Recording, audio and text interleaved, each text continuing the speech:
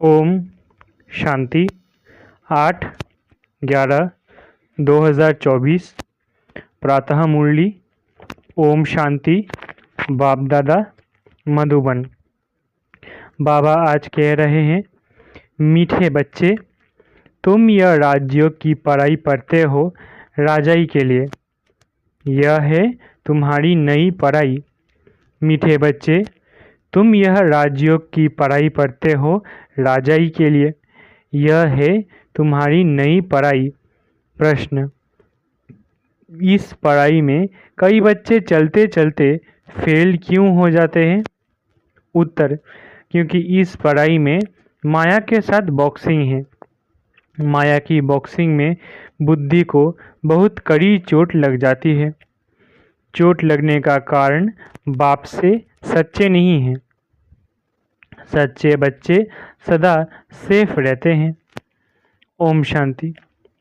यह तो सब बच्चों को निश्चय होगा कि हम आत्मा को परमात्मा बाप पढ़ाते हैं। 5000 वर्ष बाद एक ही बार बेहद का बाप आकर बेहद के बच्चों को पढ़ाते हैं। कोई नया आदमी यह बातें सुने तो समझ ना सके। रूहानी बाप रूहानी बच्चे क्या होते हैं ये भी समझ नहीं सकेंगे। तुम बच्चे जानते हो हम सभी ब्रदर्स हैं। वो हमारा बाप भी है, टीचर भी है, सुप्रीम गुरु भी है। तुम बच्चों को ये ज़रूर ऑटोमेटिकली याद रहेगा। यहाँ बैठे समझते होंगे सभी आत्माओं का एक ही रूहानी बाप है। सभी आत्माएं उसको ही याद करती है। कोई भी धर्म का हो, सभी मनुष्य मात्र याद ज़रूर करते हैं। बाप ने समझाया है आत्मा तो सब में है ना। अब बाप कहते हैं देह के सब धर्म छोड़ अपने को आत्मा समझो।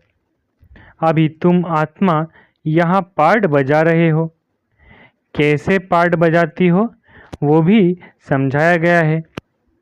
बच्चे भी नंबरवार पुरुषार्थ अनुसार ही समझते हैं। तुम राजयोगी हो ना। पढ़ने वाले सब योगी ही होते हैं। पढ़ाने वाले टीचर के साथ योग ज़रूर रखना पड़ता है। एम ऑब्जेक्ट का भी मालूम रहता है। इस पढ़ाई से हम फलाना बनेंगे। ये पढ़ाई तो एक ही है। इनको कहा जाता है राजाओं का राजा बनने की पढ़ाई। राजयोग है ना। राजाई प्राप्त करने के लिए बाप से योग। और कोई मनुष्य ये राजयोग कभी सिखला न सके। तुमको कोई मनुष्य नहीं सिखलाते हैं। परमात्मा तुम आत्मा को सिखलाते हैं। तुम फिर औरों को सिखलाते हो। तुम भी अपने को आत्मा समझो। हम आत्माओं को बाप सिखलाते हैं। ये याद ना रहने से जौहर नहीं बढ़ता है, इसलिए बहुतों की बुद्धि में नहीं बैठता है। तो बाप हमेशा कहते हैं योग युक्त हो, याद की यात्रा में रहकर समझाओ। हम भाई भाई को सिखलाते हैं। तुम भी आत्मा हो। वो सबका बाप टीचर गुरु है। आत्मा को देखना है। भल गायन है सेकंड में जीवन मुक्ति, परंतु इसमें मेहनत बहुत है। आत्मा अभिमानी न बनने से तुम्हारे वचनों में ताकत नहीं रहती है, क्योंकि जिस प्रकार बाप समझाते हैं उस रीति कोई समझाते नहीं है।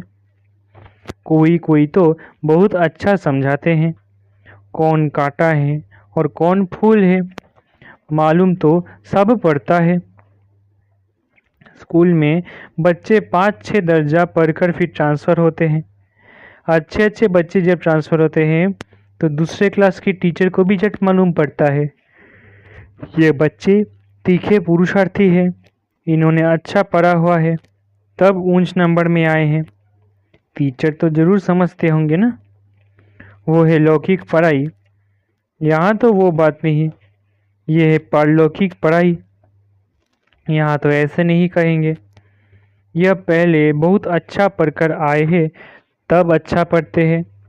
नहीं, उस इम्तिहान में तो ट्रांसफ़र होते हैं तो टीचर समझेंगे इसने पढ़ाई में मेहनत की है तब आगे नंबर लिया है।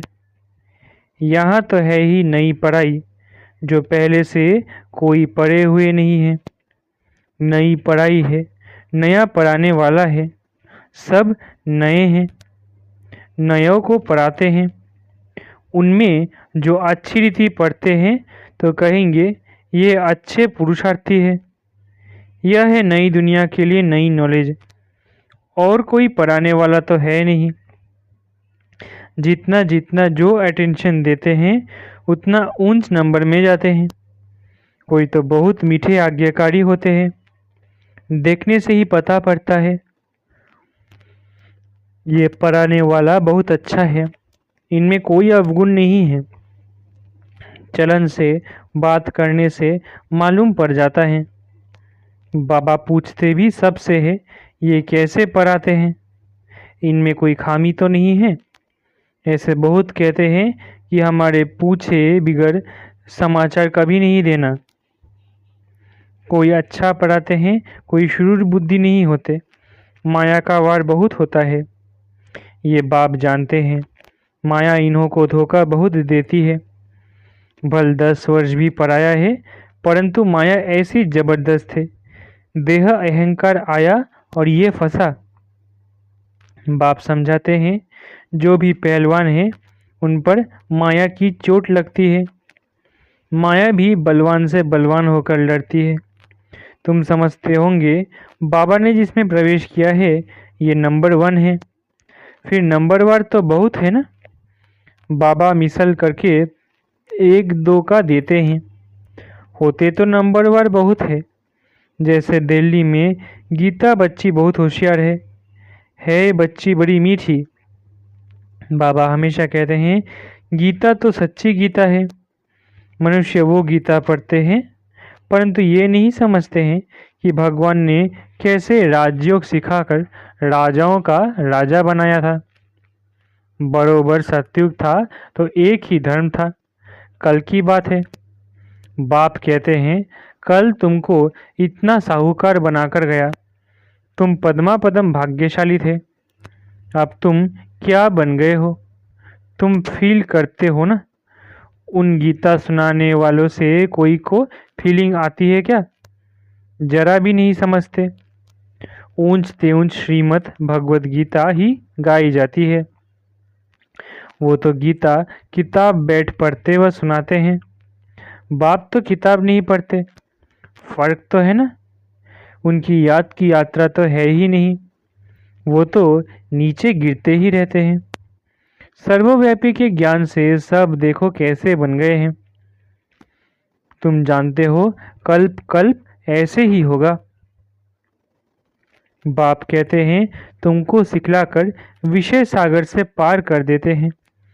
कितना फर्क है। शास्त्र पढ़ना तो भक्ति मार्ग हुआ ना। बाप कहते हैं ये पढ़ने से मेरे से कोई नहीं मिलते।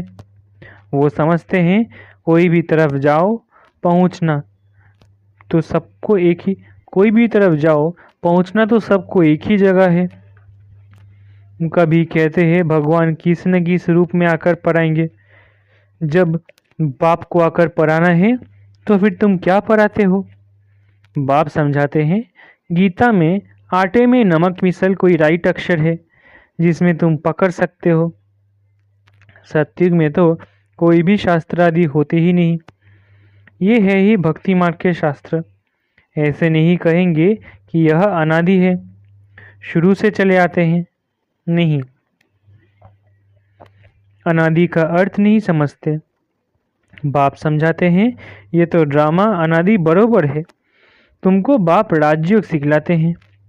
बाप कहते हैं अभी तुमको सिखलाता हूँ फिर गुम हो जाता हूँ।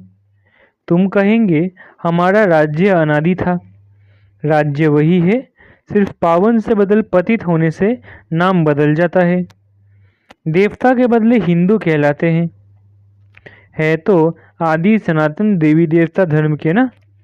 जैसे दूसरे सतोप्रधान से सतो रजो तमो में आते हैं, तुम भी ऐसे उतरते हो। रजो में आते हो तो अपवित्रता के कारण देवता के बदले हिंदू कहलाते हो। नहीं तो हिंदू हिंदुस्तान का नाम है। तुम असल में तो देवी देवता थे ना। देवता ही सदैव पावन होते हैं। अभी तो मनुष्य पतित बन गए हैं, तो नाम भी हिंदू रख दिया है। पूछो हिंदू धर्म कब किसने रचा, तो बता नहीं सकेंगे। आदि सनातन देवी देवता धर्म था, जिसको पैराडाइज आदि बहुत अच्छे अच्छे नाम देते हैं। जो पास्ट हुआ है वो फिर रिपीट होना है। इस समय तुम शुरू से लेकर अंत तक सब जानते हो। जानते जाएंगे तो जीते रहेंगे। कई तो मर भी जाते हैं। बाप का बनते हैं तो माया की युद्ध चलती है। युद्ध होने से ट्रेटर बन पड़ते हैं। रावण के थे, राम के बने। फिर रावण राम के बच्चों पर जीत पहन अपनी तरफ ले जाता है। कोई बीमार हो पड़ते हैं, फिर न वहाँ के रहते न यहाँ के रहते, न खुशी है न रंज, बीच में पड़े रहते हैं। तुम्हारे पास भी बहुत है जो बीच में है। बाप का भी पूरा नहीं बनते हैं, रावण का भी पूरा नहीं बनते। अभी तुम हो पुरुषोत्तम संगम युग पर। उत्तम पुरुष बनने के लिए पुरुषार्थ कर रहे हो। ये बड़ी समझने की बातें हैं। बाबा पूछते हैं, हाथ तो बहुत ऊंचे उठाते हैं, परंतु समझा जाता है बुद्धि नहीं है। भल बाबा कहते हैं, शुभ बोलो। कहते तो सब है, हम नर से नारायण बनेंगे। कथा ही नर से नारायण बनने की है। अज्ञान काल में भी सत्यनारायण की कथा सुनते हैं ना, वहाँ तो कोई पूछ नहीं सकते। ये तो बाप ही पूछते हैं, तुम क्या समझते हो, इतनी हिम्मत है? तुम्हें पावन भी जरूर बनना है। कोई आते हैं तो पूछा जाता है, इस जन्म में कोई पाप कर्म तो नहीं किए हैं? जन्म जन्मांतर के पापी तो हो ही। इस जन्म के पाप बता दो तो हल्के हो जाएंगे, नहीं तो दिल अंदर खाता रहेगा। सच बतलाने से हल्के होंगे। कई बच्चे सच नहीं बताते हैं तो माया एकदम जोर से घूंसा लगा देती है। तुम्हारी बड़ी कड़ी बॉक्सिंग है। उस बॉक्सिंग में तो शरीर को चोट लगती है, इसमें बुद्धि को बहुत चोट लगती है। ये बाबा भी जानते हैं। ये ब्रह्मा कहते हैं, मैं बहुत जन्मों के अंत का हूँ। सबसे पावन था, अभी सबसे पतित हूँ, फिर पावन बनता हूँ। ऐसे तो नहीं कहता हूँ कि मैं महात्मा हूँ। बाप भी खातिरी देते हैं, ये सबसे जास्ती पतित है। बाप कहते हैं, मैं पराये देश पराये शरीर में आता हूँ। इनके बहुत जन्मों के अंत में मैं इनमें प्रवेश करता हूँ, जिसने पूरे 84 जन्म लिए हैं। अब ये भी पावन बनने का पुरुषार्थ करते हैं। खबरदार भी बहुत रहना होता है। बाप तो जानते हैं ना, ये बाबा का बच्चा बहुत नज़दीक है। ये तो बाप से जुदा कभी हो नहीं सकता। ख्याल भी नहीं आ सकता कि छोड़कर जाऊं। एकदम हमारे बाजू में बैठा है। मेरा तो बाबा है ना, मेरे घर में बैठा है। बाबा जानते हैं, हंसी कुड़ी भी करते हैं। बाबा आज हमको स्नान तो कराओ, भोजन तो खिलाओ। मैं छोटा बच्चा हूँ, बहुत प्रकार से बाबा को याद करता हूँ। तुम बच्चों को समझाता हूँ, ऐसे ऐसे याद करो। बाबा आप तो बहुत मीठे हो, एकदम हमको विश्व का मालिक बना देते हो। ये बात और किसकी बुद्धि में हो न सके। बाप सबको रिफ्रेश करते रहते हैं। सब पुरुषार्थ तो करते हैं, परंतु चलन भी ऐसी हो ना।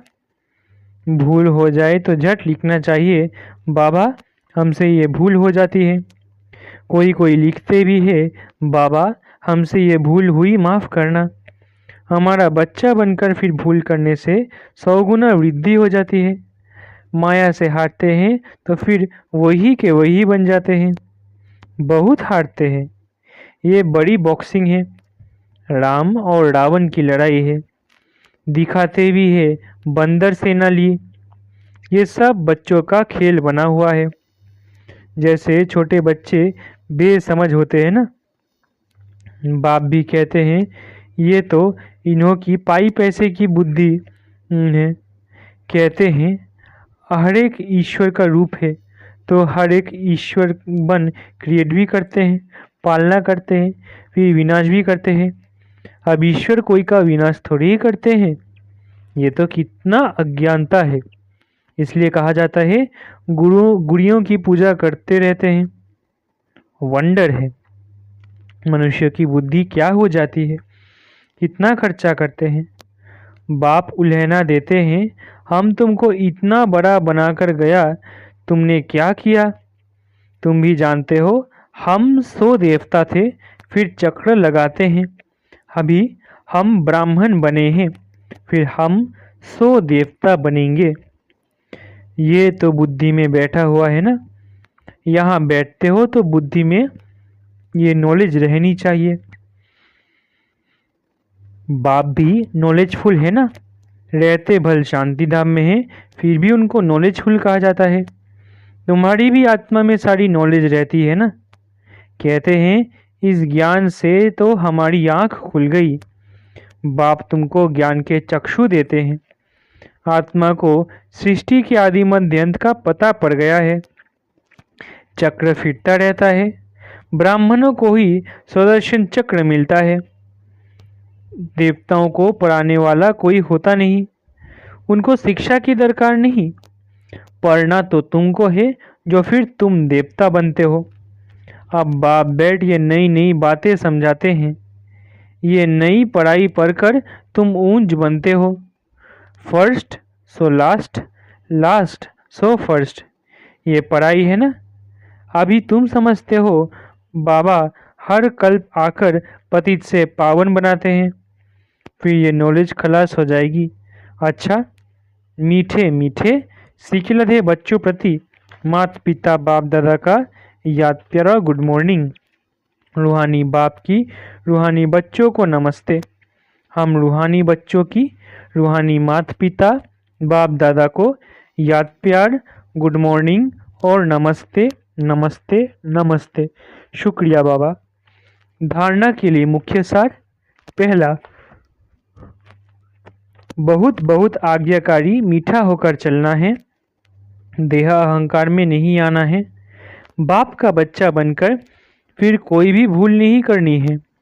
माया की बॉक्सिंग में बहुत बहुत खबरदार रहना है। दूसरा, अपने वचनों में ताकत भरने के लिए आत्माभिमानी रहने का अभ्यास करना है।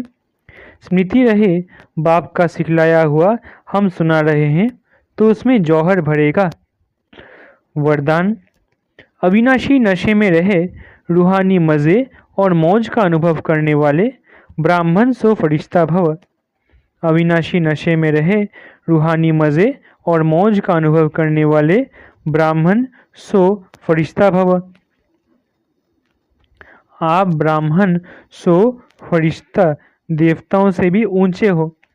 देवताई जीवन में बाप का ज्ञान इमर्ज नहीं होगा, परमात्म मिलन का अनुभव भी नहीं होगा।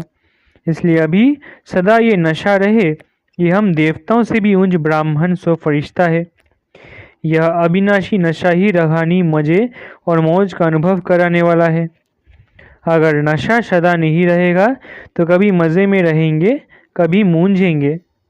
स्लोगन, अपनी सेवा को भी बाप के आगे अर्पित कर दो, तब कहेंगे समर्पित आत्मा। स्लोगन, अपनी सेवा को भी बाप के आगे अर्पित कर दो, तब कहेंगे समर्पित आत्मा।